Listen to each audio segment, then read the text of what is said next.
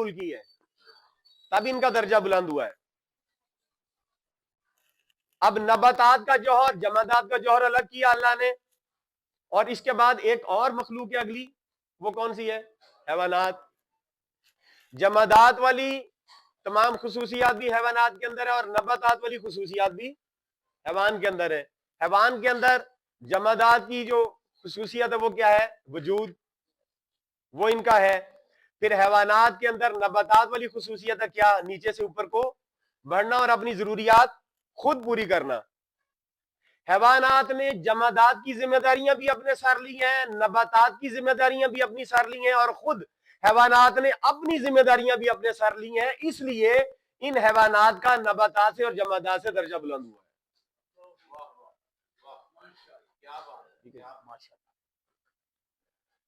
اب حیوانات کی اپنی ذاتی ذمہ داریاں کیا ہیں؟ حیوانات کے اوپر جو نباتات کی ذمہ داری تھی وہ یہ کہ نیچے سے اوپر کو بڑھیں گی اور اپنی ضروریات خود پوری کریں گی، خود کفیل ہوں گی، اور خود ان کی ذاتی ذمہ داریاں بھی ہیں۔ جو حیوانات جو نباتات سے الگ کرتی ہیں وہ کیا ہے کہ نباتات دیکھ نہیں سکتے، سن نہیں سکتے، کھا نہیں، خود چل پھر کے کھا نہیں سکتے۔ حیوانات، نباتات ایسا نہیں کر سکتے۔ پھر نباتات کی آنکھیں نہیں ہیں، کان نہیں ہیں، دل نہیں ہے، پھیپھڑے نہیں ہیں۔ پھر ان کے ہاں اور زندگی کے باقی جتنے بھی افزائش نسل کے اور باقی سارے معاملات ہیں، وہ نہیں، اولاد کو نہیں پالنا ہے نباتات نے، لیکن حیوانات نے اولاد کو بھی پالنا ہے، افزائش نسل بھی کرنی ہے، دیکھنا بھی ہے۔ یہ ذمہ داری ہے۔ حیوانات کی ذمہ داری ہے کہ دیکھنا ہے، حیوانات کی ذمہ داری ہے کہ سننا ہے، حیوانات کی ذمہ داری ہے کہ بولنا ہے، چبا کے کھانا ہے، پھر کھایا ہوا ہضم بھی کرنا ہے، جب بھوک پوری ہو جائے تو پھر چھوڑ دینا ہے۔ یہ حیوانی ذمہ داری ہے۔ پیٹ بھر گیا ہے، ضرورت پوری ہو گئی ہے تو آپ نہیں کھائیں گے چاہے جتنا مزیدار کھانا سامنے پڑا ہو۔ شیر کا جب پیٹ بھر جاتا ہے تو اس کے سامنے ہرنوں کا جھنڈ بھی پھر رہا ہو تو کسی پہ حملہ نہیں کرتا۔ یہ حیوانات کی ذمہ داری۔ حیوانات نے اپنی بے شمار ذمہ داریوں کے لیے خون بھی بنانا ہے اپنا، ہیموگلوبن بھی بنانا ہے، white blood cell, red blood cell, سردی گرمی سے بھی بچنا ہے، حیوانات کی ذمہ داری ہے۔ ہزار طرح کی ذمہ داریاں حیوانات نے اپنے سر لی ہیں، اور اس کے اوپر اپنی خواہشات کو پھر خود پورا بھی کیا ہے۔ اب اللہ تعالیٰ نے حیوانات کا جوہر بھی لے لیا ہے الگ،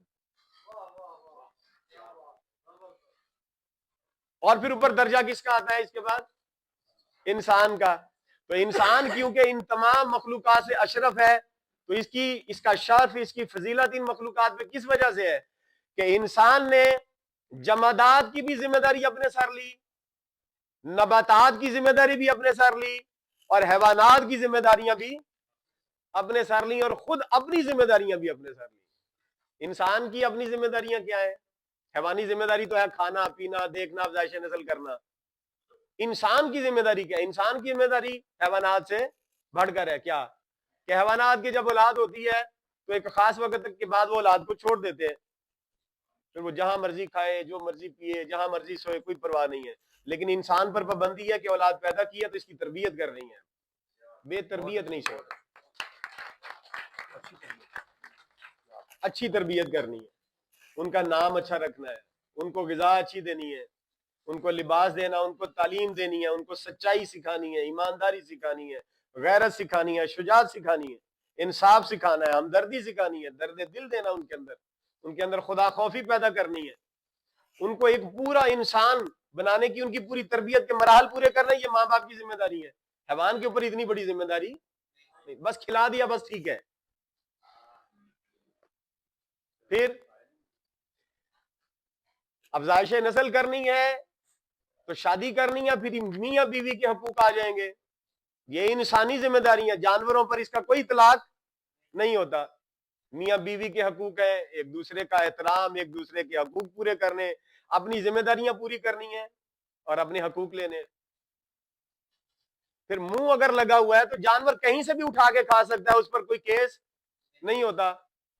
کوا کہیں سے بھی اٹھا کے کھا لے، کتا کہیں سے بھی اٹھا کے کھا لے، وہ کھا سکتا ہے، لیکن انسان کیونکہ جانور سے افضل ہے، اس پر پابندی ہے کہ کہیں سے بھی نہیں کھا سکتا۔ کھانے سے پہلے دیکھنا ہے کہ یہ کھانے والی چیز بھی ہے کہ نہیں ہے۔ اگر وہ گوشت ہے تو وہ کھانے والا حلال ہے یا نہیں ہے۔ اگر گوشت حلال بھی ہے تو دیکھنا ہی ہے میری جیب میں جو پیسے ہیں یہ حلال ہے کہ نہیں ہے. گوشت بے شک حلال ہی کیا ہوا ہے کسی نے, لیکن اگر میری جیب میں پیسے حلال کے نہیں ہیں تو میں جو گوشت خریدوں گا وہ میرے لیے حرام ہے. یہ انسان کی ذمہ داری ہے, جانور پہ یہ ذمہ داری عائد نہیں ہوتی. تو پھر اس طرح سے لباس پہننا ہے, کتنا پہننا ہے, یہ جانور پر کوئی پابندی نہیں ہے, انسان پر لباس کی بھی پابندی ہے. انسان کی آنکھیں کیسے استعمال کرنی ہے, 1000 طرح کی پابندی ہے, کہاں بند کرنی ہے کہاں کھولنی ہے, اس کی تربیت کرنی ہے انسان کو اپنی, یہ انسان کی ذاتی ذمہ داری ہے. کھانا کتنا کھانا ہے کتنا نہیں کھانا انسان کی ذمہ داری ہے. جانور کو جب کھا لیتا ہے وہ رک جاتا ہے وہاں پر, انسان چاہے تو کھا بھی سکتا ہے, انسان چاہے تو رک بھی سکتا ہے. پھر ہمسائے کی حقوق, محلے داروں کی حقوق, رشتہ داروں کے, بہن بھائیوں کے, صلہ رحمی, خدا کے حقوق, بندوں کے حقوق, 1000 طرح کی ذمہ داریاں پوری کرنے کے بعد اپنے جسم کے حقوق ادا کرنے ہیں اور روح کے حقوق ادا کرنے ہیں, اپنے مرحومین کے حقوق ادا کرنے ہیں, جو زندہ رہ گئے ان کے حقوق ادا کرنے ہیں. یہ ساری ذمہ داریاں انسان نے اپنے سر لیں, اپنے سے نچلی مخلوقات کی ذمہ داریاں بھی انسان نے اپنے سر لیں, اس لیے اس کا درجہ اپنی نچلی مخلوقات سے افضل ہے.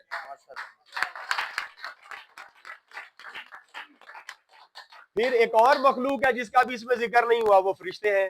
فرشتوں میں کیا ہے؟ فرشتوں میں جو ان کا جوہر ہے وہ عقل ہے. فرشتوں کا جوہر کیا ہے؟ عقل. عقل کیا ہوتی ہے؟ یہ بھی ایک موضوع ہے. اور پھر اس میں شعور ایک اور چیز ہے اور عقل اور چیز ہے. علم ہے کچھ اور شے اور عقل ہے کچھ اور شے.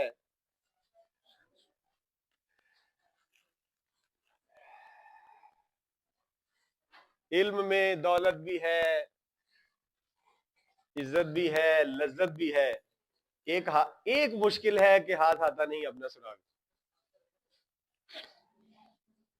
عقل اس طاقت کو کہتے ہیں کہ جو اچھائی اور برائی کے درمیان فرق کو واضح کرتی ہے.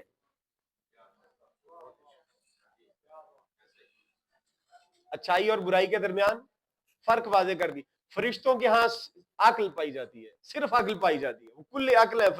فرشتے ان کے اندر خواہش کسی قسم کی نہیں ہے.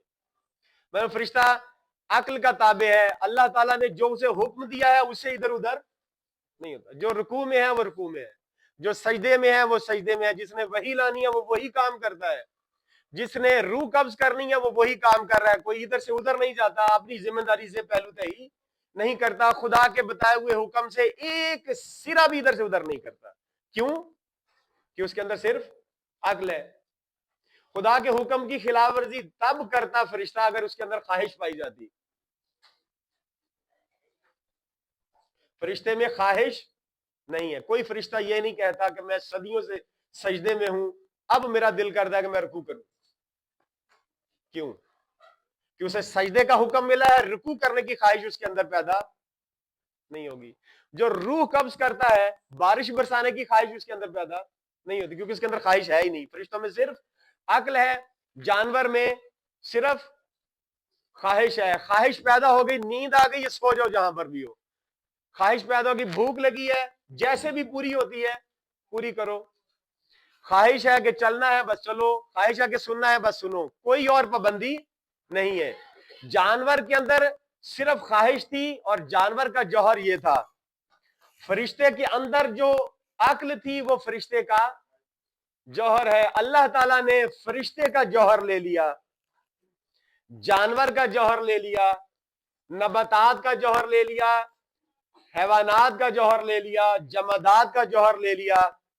وہ سارے جوہر اکٹھے کر کے اللہ تعالیٰ نے انسان کے اندر ڈال دیا.